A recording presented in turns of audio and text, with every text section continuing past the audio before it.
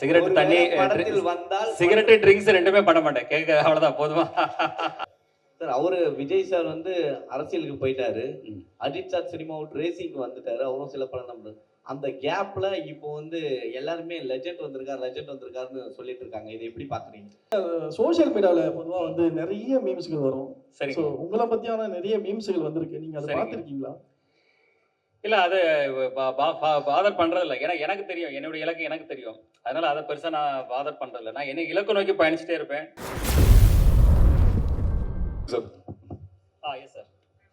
Sir வணக்கம் sir. Yes sir. வணக்கம் sir. Glimpse பார்த்தா ரொம்ப சூப்பரா இருந்தது. தேங்க்யூ ஒரு ஃபுல் எனர்ஜியோட பக்காவா பண்ணிருக்கீங்க. வாழ்த்துக்கள். துரை செந்தில்குமார் சார் இந்த கேள்வி. சார் படத்தினுடைய டைட்டில் லீடர் தெலுங்குல வந்து இந்த பாலகிருஷ்ணா படத்தோட டைட்டில் அதான். ஸோ தெலுங்குல இது வரதுனால ஏதாவது டைட்டில் இஷ்யூ இருக்குமா இல்லை ஆல்ரெடி என்ஓசி வாங்கியிருக்கோமா சார்? Check sir. வணக்கம் சார். சார் லீடர் டைட்டில் வந்து அவரோட டைட்டில் இல்லை சார், அது முன்னாடி வந்த படம் சார். ஏவிஎம் ராணா சார் நடிச்சிருப்பாங்க. ஒரு பழைய இன்னும் கொஞ்சம் முன்னாடி வந்த படம் சார். லெஜெண்ட்ன்ற படம் தான் அவர் பண்ணியிருந்தார் சார். லீடர் படம் தெலுங்குல இல்லை சார், அது முன்னாடி வந்த படம் தான். பட் இன்னைக்கு காமனா நம்ம தமிழ்ல அந்த மாதிரி டைட்டில் இல்லை சார், லீடர் டைட்டில் இல்லை. இல்ல தெலுங்குக்கு தான். தெலுங்குலயே வாங்கிட்டோம். ரெஜிஸ்டர் பண்ணிட்டோம். அது 2003-4ல வந்த படம் சார் அது. ஸோ ராணாவோட ஃபர்ஸ்ட் படம். ஃபர்ஸ்ட் படம் leader. Legend sir. Yes sir. Yeah இந்த ஃப்ளேவர் ரொம்ப நல்லா இருக்கு. Yes sir. எங்க எல்லாத்துக்குமே பிடிச்சிருக்கு. ரொம்ப சந்தோஷம். வாழ்த்துக்கள். தேங்க்யூ. அண்ட் லீடர் அதே டைட்டில் பற்றி தான் கேள்வி. ஆனா என்னன்னா இப்போ நம்ம ரஜினி சாரை வந்து நம்ம தலைவர்னு சொல்லிட்டே இருக்கிறோம். சரி. அவருக்கு கூட லீடர் அப்படின்ற டைட்டில் வச்சு அவர் படம் பண்ணல. சரிங்க சார். அண்ட் விஜய் இப்போ அரசியலுக்கு வர்றாரு. சரிங்க. அவர் கூட அந்த லீடர் அப்படின்ற டைட்டில் அவருக்கு கிடைக்கல. சரி. ஆனா இப்போ நீங்க பேசும்போதே தெளிவா சொன்னீங்க அரசியலுக்கு இதுக்கும் துளி கூட சம்பந்தமே இல்லை அப்படின்னு. அதனாலதான் டைட்டில் கிடைச்சிருக்குன்னு நினைக்கிறேன். அந்த லீடர் அப்படின்றது உங்களுக்கு கிடைச்சிருக்கு. ஸோ நீங்க லீடர் உண்மையாவே லீடரா இருக்கிறதா இருந்தா யாருக்கு லீடரா இருக்க விரும்புறீங்க? இந்த டைட்டில் கிடைச்சதுக்கு நீங்க எப்படி ஃபீல் பண்றீங்க? டைட்டில் கிடைச்ச சந்தோஷம். என்னோட லீடர் வந்து என்னுடைய தந்தையார் தான். நாளைய லீடர் யாருன்றதை நான் அப்புறம் சொல்றேன், கொஞ்சம் காலம் ஆகட்டும். வாழ்த்துக்கள் சார். இங்க சார் இப்போ இருக்க ஜெனரேஷன்ல வந்து இப்போ ஒரு கொஸ்டின் இருக்கு சார். சார் இங்க சார், இங்க left side. Melvin. Yes sir. Sir இப்போ இருக்க ஜென்ரேஷன்ல வந்து அதான் வந்து ஒரு காமனாகவே இருக்கு, இந்த மாதிரி ரத்தம் இது மாதிரி ரொம்ப ஆக்ஷன்லாம் பார்த்துட்டு தான் இப்போ இருக்க ஜென்ரேஷன் வந்து கெட்டு போறாங்கன்னு சொல்லிட்டு. ஸோ சடனா உங்களே பார்க்கறதுக்கு ரொம்ப எங்களுக்கே பிரம்மாண்டமா இருக்கு ஸ்க்ரீன். சரி. பட் ஆனா நீங்க எப்படி இந்த கதையை சூஸ் பண்ணீங்க? இப்போ இருக்க ஜென்ரேஷனுக்கு நீங்க என்ன சொல்ல விரும்புறீங்க? இல்லை, இது வந்து ஜென்ரேஷனில் வந்து வெறும் இது ஒரு ஆக்ஷனு வெட்டு குத்து அப்படி கிடையாது, பிளட்டு அப்படி கிடையாது. இது வந்து ஒரு எமோஷன் கண்டென்ட்டான ஒரு ஃபிலிமு. நீங்கள் அந்த படம் பார்க்கும்போது தான் தெரியும் இது எந்த அளவுக்கு இது ஒரு எமோஷன் கண்டென்ட்டாக. இது வந்து எவ்ரி ஒன் ஹார்ட், அது வந்து ரொம்ப டச் பண்ணும். அது வந்து அது படம் பார்க்கும்போது கண்டிப்பாக நீங்கள் வந்து அது புரியும். இது வந்து கம்ப்ளீட்டாக இது வந்து நீங்கள் சொன்ன மாதிரி பிளட்டு அந்த ஹிஸ்டரி அது மாதிரி போகாது. எமோஷன் கண்டென்ட்டாக அவர் செய்கிற வேலைகள், அவர் வந்து செல்ஃப் ப்ரொடக்ஷனுக்கு என்னென்ன பண்ண போகிறன்றது தான் இதில் இருக்குது sir. Thank you. Director sir. Yes sir. Sir legend sir கிட்ட வந்து கதை சொல்லணும்னாவே வந்து ரொம்ப கஷ்டமான விஷயம். ஏன்னா அவர் எல்லாத்தையும் நோட் பண்ணுவார். ஸோ ஒரு ஆக்ஷன் சீக்வன்ஸ் சொல்லும் போது இது மாதிரி ஒரு ஃபைட்டு வருது, இது மாதிரி பிளட் எல்லாம் வருதுன்னு சொல்லும் போது அவர் என்ன உங்களுக்கு ரியாக்ஷன் கொடுத்தாரு, என்ன நடந்தது அந்த இடத்துல? சார் நம்ம தனியாக ஃபைட்டு மட்டும் சொல்ல மாட்டோம் சார், ஒரு கதையோட எக்ஸ்டென்ஷனாக தானே சொல்லுவோம். அப்போ எமோஷனலான ஒரு இடத்துல சரியான இந்த ஃபைட் வருதுன்னு சொல்லும் போது அந்த தொடர்ச்சி அவர் புரிஞ்சுக்கிட்டதுனால எனக்கு எதுவும் பிரச்சனையா இல்லை சார். ஏன்னா ஃபைட்டுன்றது தேவையில்லாத வைக்கும் போது தான் அந்த கேள்விகள் வரலாம். ஒரு எமோஷனோட எக்ஸ்டென்ஷனாக ஒரு வீட்டில் ஒரு பிரச்சனை, எந்த காரணத்துக்காக சண்டை இருக்கு கதையில அப்படின்னு நம்ம அந்த தொடர்ச்சியோட சொல்லும் போது யாராக இருந்தாலும் அக்செப்ட் பண்ணிப்பாங்கல்ல சார். அப்படிதான் ரிசீவ் பண்ணார் சார். அந்த கேரக்டரா இந்த கேரக்டர் இப்படி பண்ணுது அப்படின்றது மாதிரி தான் உள்வாங்கிக்கிட்டாரு. அதனால எனக்கு அது ஈஸியாக தான் இருந்தது சார் அந்த ப்ராசஸ். சல்மான் கான் ஷாருக் கான் ஃபோட்டோஸ் வச்சு பார்த்துருக்கேன்னு சொல்லிட்டு சொன்னார். உங்ககிட்ட ஸ்டோரி சொல்லியிருப்பாரு. நீங்கள் வந்து அவர் எந்த இடத்துல வச்சு பார்க்குறீங்க? யார் புரியல சார்? அவரு அந்த போட்டோ வச்சு சொல்லியிருப்பாரு நான் வந்து இது மாதிரி ஆக்டர் ஆகணும்ட்டு. சார் நீங்க வந்து ஒரு டைரக்டரா அவர் எந்த இடத்துல வச்சு பாக்குறீங்க? எந்த இடத்துலயா சார்? நான் என்னன்னா ஒருத்தர் மாதிரி இன்னொருத்தர்ன்றது சொல்ல முடியாது சார். தனிப்பட்ட சார் இப்ப லெஜெண்ட் சரவணன் சார்ன்றதுக்கு ஒரு கதைக்கான ஒரு ஹீரோ அப்படிதான் நான் அவரை தனியா ஒருத்தரா பாக்குறேன் சார். இப்ப இன்னொருத்தரோட அவரோட இன்னொன்னு அப்படின்ற மாதிரி நான் அவரை பார்க்கல சார், தனியா பாக்குறேன் சார். அப்படிதான் சொல்லணும். லெஜெண்ட் சாருக்கு இந்த கேள்வி. Yes sir. லெஜெண்ட் படத்துல கிளீன் ஷேவோட நடிச்சிங்க. தாடி மீசையோட ஒரு கெட்டப். தனிப்பட்ட முறையில கேட்டா அந்த கெட்டப்போட இது வந்து சூப்பரா இருக்கு. உங்களுக்கு எந்த கெட்டப் பிடித்தமானதா இருக்கு? இல்லை, ஆக்சுவலி நான் வந்து அதை வந்து ஒரு வேற ஒரு ஃப்ளேவரில் அதை கொடுக்கணும்னு நினச்சேன். அது சம்திங் அதில் வந்து சில டெக்னிக்கல் இஷ்யூ இருந்தது. இப்போ இது வந்து எல்லாருக்கும் பிடிச்சிருக்குறாங்க. ஸோ இதை வந்து சார் நீங்களே சொல்லுங்க, வலைப்பேச்சில் நீங்களே சொன்னீங்க கொஞ்சம் தாடி மீசை வச்சா நல்லா இருக்குன்னு சொன்னீங்க. வச்சுட்டேன், அவ்வளோதான், கொடுங்க. Legend sir yes sir, yes sir. Legend ஒரு நிமிஷம் பாலா ஆக்சுவலா இந்த இது வந்து கொஞ்ச நாளுக்கு முன்னாடி பரபரப்பா இருந்தது, ஜனநாயகன். ஸோ அதுலேயும் விஜய் சாரும் குழந்தையும் தான் வரும், இதுலேயும் குழந்தையும் நீங்களும் தான் காட்டியிருக்காங்க, ஹீரோயினை காட்டவே இல்லை. ஸோ ஜனநாயகன் வைக்கிறதுக்கு பதில் லீடர்னு வச்சிருக்காங்களா நேமு? ஏன்ட்ட கேட்குறீங்களா? இதுவுமே சேர்த்துதான். இல்லை, அது வேற ஸ்டோரி சார், இது கம்ப்ளீட்டாக வேற ஸ்டோரி. அதனோட ஸ்டோரி டோட்டலாக அது நானும் கேள்விப்பட்டேன். அதனோட ஸ்டோரி லைனே டோட்டலாக வேற. இது ஒரு வருஷத்துக்கு முன்னாடி நடந்த ப்ராசஸ் சார். இந்த டைட்டில் இல்லாம இப்பதான் உங்களுக்கு தெரியும் ஜனநாயகன்னு, எங்களுக்கு இப்பதான் தெரியும். நாங்க லீடர்ன்றத ஒரு 1.5 வருஷத்துக்கு முன்னாடியே ப்ராசஸ் பண்ணி வச்சுட்டோம் சார். அவங்க என்ன கதை பண்றாங்கன்னு எங்களுக்கு தெரியாது. ஸோ அதனால இது ஒரு டிஃபரெண்டான படம் சார். இது வந்து டோட்டலா இதோட ஜர்னி வேற சார். இது வந்து new fresh. Yes sir. Sir அவரு விஜய் சார் வந்து அரசியலுக்கு போயிட்டாரு, அஜித் சார் சினிமா விட்டு ரேசிங்க்கு வந்துட்டாரு, அவரும் சில படம் நம்புறது. அந்த கேப்ல இப்போ வந்து எல்லாருமே லெஜெண்ட் வந்திருக்காருன்னு சொல்லிட்டு இருக்காங்க. இதை எப்படி பாக்குறீங்க? இல்லை, நான் அதான் நான் சொன்ன மாதிரி எதுலையுமே ஒரு முழு முயற்சியோட இறங்குவேன். அதே போல தான் இதில் இறங்கியிருக்கோம், அதை செயல்படுத்தியிருக்கோம். அதை வந்து ஜனங்களுக்கு பிடிக்குன்ற நம்பிக்கையோடு நாங்கள் செயல்பட்டு இருக்கோம் சார். பரத் லெஜண்ட் சார், நீங்கள் சார் இங்கே எஸ் சார், எஸ் சார். சொல்லுங்கள் சார். Yes sir. ஒரு படம் முடிச்சுட்டு அடுத்த படம் ஒரு பெரிய கேப்புக்கு அப்புறம் திருப்பி பண்ணுறீங்க. Yes sir. அது உங்களை தயார்படுத்திக்கிட்ட விதம் ஏன்னா நிறைய விமர்சனங்கள் வந்திருக்கும். முதல் படம் முடிச்சப்போ பாசிட்டிவும் இருக்குது, நெகட்டிவும் நீங்கள் சந்திச்சிருப்பீங்க நிறையா. ஸோ உங்களை தொழில் முறையில் நான் இவ்வளோ பர்ஃபெக்டாக நான் ப்ரிப்பேர் பண்ணிக்கிறேன், உங்களை நீங்கள் பாலிஷ் பண்ணிட்டது என்னென்ன விதம், என்னென்ன கற்றுக்கிட்டீங்க? இல்லை, அதில் வந்து பார்த்தீங்கன்னா எப்போவுமே ஒரு புதுசாக ஒரு இடத்துக்கு ஒருத்தர் வரும்போது விமர்சனங்கள் வரும். இப்போ ஸ்டார்டிங்கில் பார்த்தீங்கன்னா ரஜினி சாருக்கு வராத விமர்சனங்கள் யாருக்குமே வர்றது இல்லை.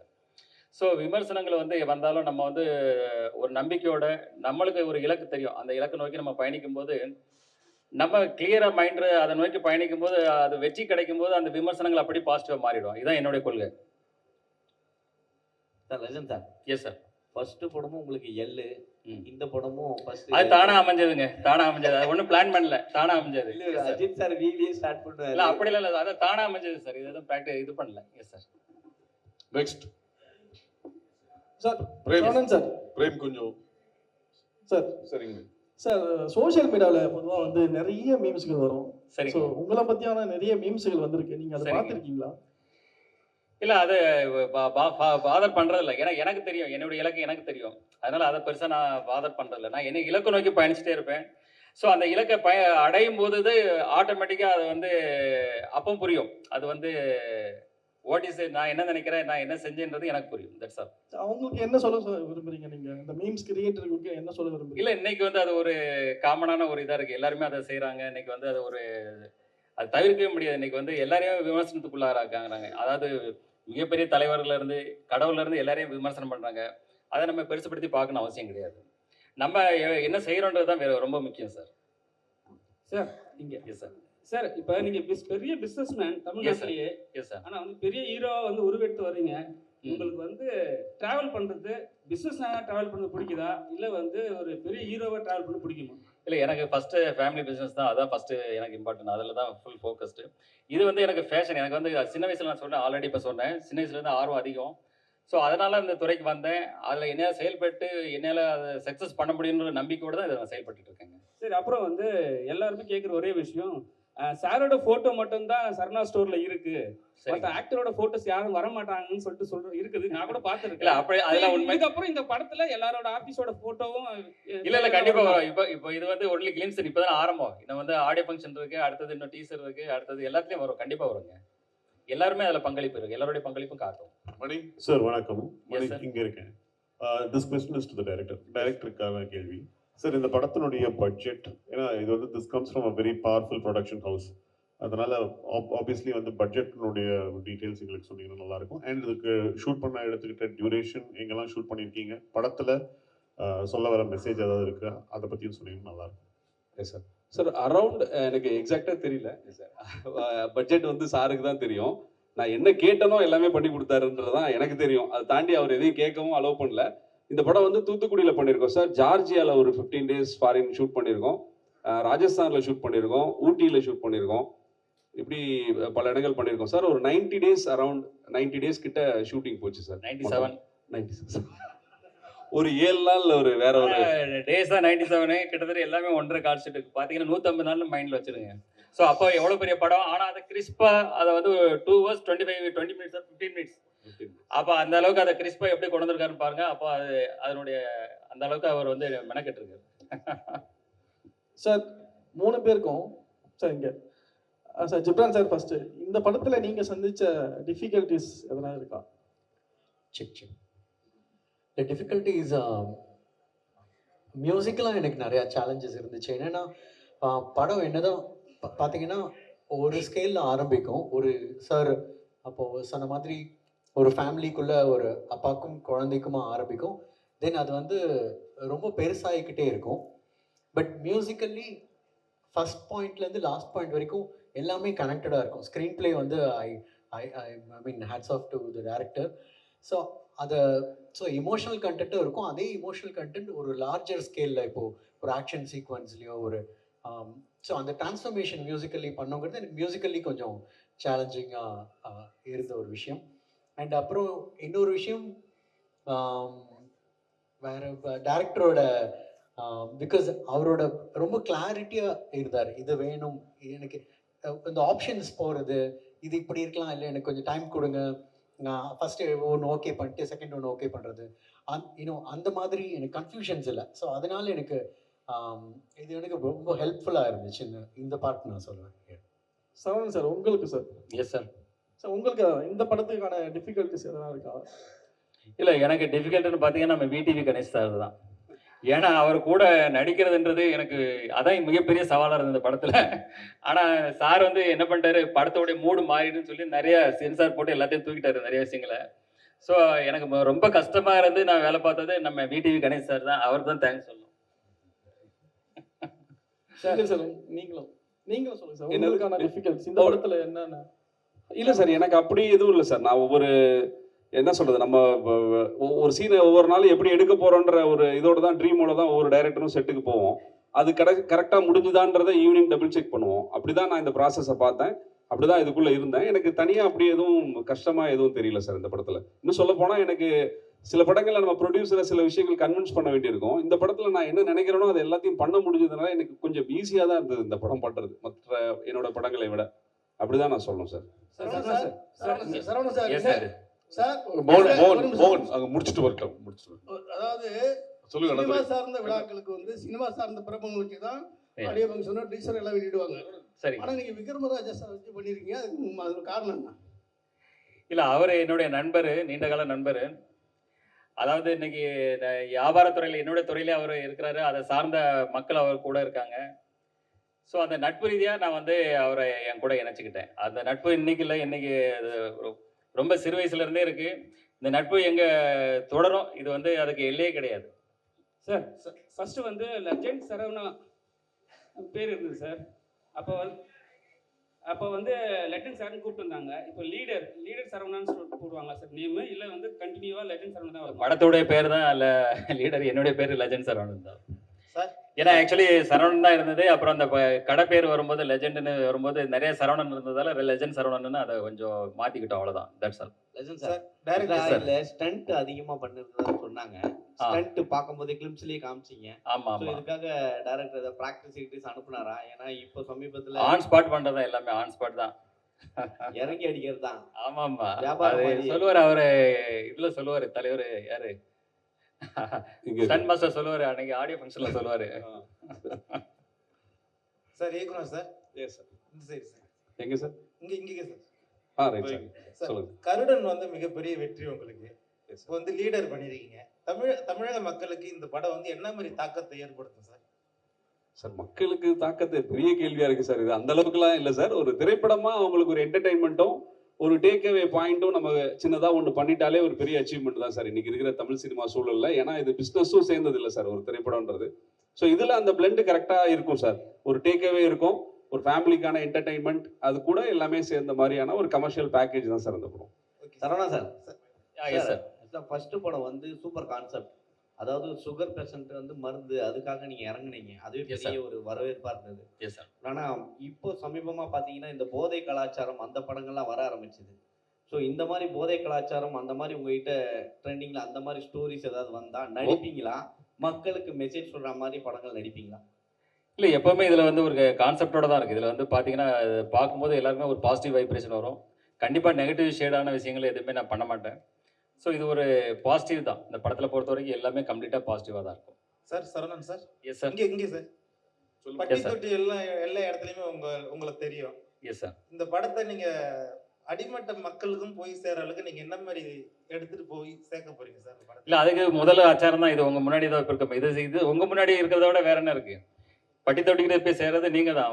உங்கள் மூலமாக தான் எல்லார்ட்டையும் போய் சேர போகுது. இதை விட பெருசு என்ன இருக்குது? Sir legend sir.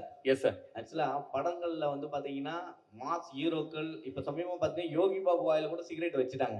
சரிங்க. ஆனால் நீங்கள் ஸ்டார்டிங்லேருந்து அந்த இது பண்ணலை. ஆமாம், சிகரெட் தண்ணி படத்தில் வந்தால் சிகரெட்டு ட்ரிங்க்ஸ் ரெண்டுமே பண்ண மாட்டேன். கேட்க அவ்வளோதான் போதுமா?